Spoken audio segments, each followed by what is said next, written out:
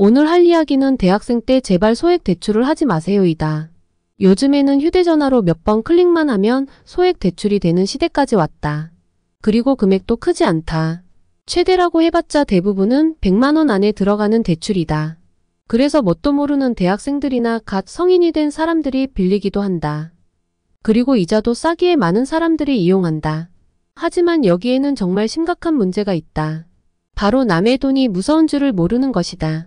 대출은 정말 필요한 상황일 때 해야 하는 행동이다. 그냥 먹고 싶은 거 먹고 여행을 가기 위해서 소액 대출을 하는 것은 정말 병 X이다. 특히 자동차를 사기 위해서 하는 행동은 계XXZ 중에 최고이다. 일단 사람들이 대출할 때 연체를 생각하고 하는 사람은 거의 없다. 당연히 제때 이자랑 원금을 갚는 생각을 한다. 특히 어릴 때는 그런 경험이나 생각이 없기에 연체를 할 그럴 확률이 높은 것이다. 연체에서 신용점수가 박살이 나면 진짜 필요한 대출을 1금융권에서 하지 못한다. 못해도 2, 3금융권에서 대출을 받아야 하는 상황이 올 수가 있다. 그저 100만원 빌려서 조금 연체를 한 것으로 여러분의 신용점수가 박살이 날 수가 있다. 1금융권은 이자가 그나마 양심적이다. 하지만 2금융권을 넘어간 순간부터는 이자가 미치는 것이다. 3금융권은 최대 법정 이자율은 받는 곳이 대부분이다. 거의 연간 20%의 이자를 내야 한다는 것이다. 이러면 심각성을 느끼지 못하기에 예시를 드리겠습니다. 여러분이 수술이나 사고로 1억이라는 돈이 필요합니다. 근데 대학생 때 연체해서 1금융권에서 대출이 나오지 않습니다. 그래서 결국 이 3금융권을 이용할 수밖에 없습니다. 1금융권에서 이자를 4%로 60개월을 잡았을 때 원리금 균등으로 계산하면 매월 184만원을 갚아야 한다. 총 대출이자는 1499,132원이다. 2금융권에서 이자를 10%로 60개월 잡았을 때 원리금 균등으로 계산하면 매월 212만원을 갚아야 한다. 총 대출이자는 27482,268원이다.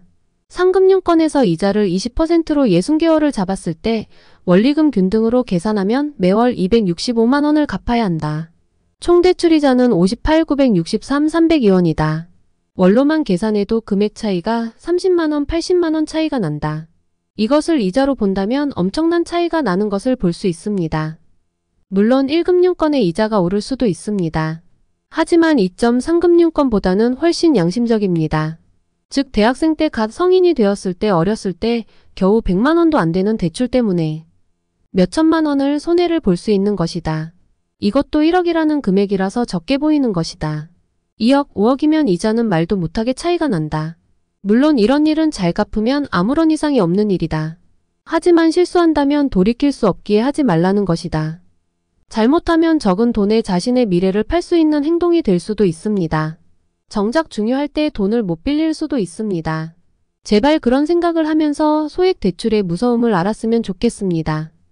이자가 싸다고 빌린 금액이 적다고 안심하지 마세요. 결국 그것도 남의 돈입니다. 제발 남의 돈 무서움을 아시면 좋겠습니다. 이상 자유로운 이야기였습니다.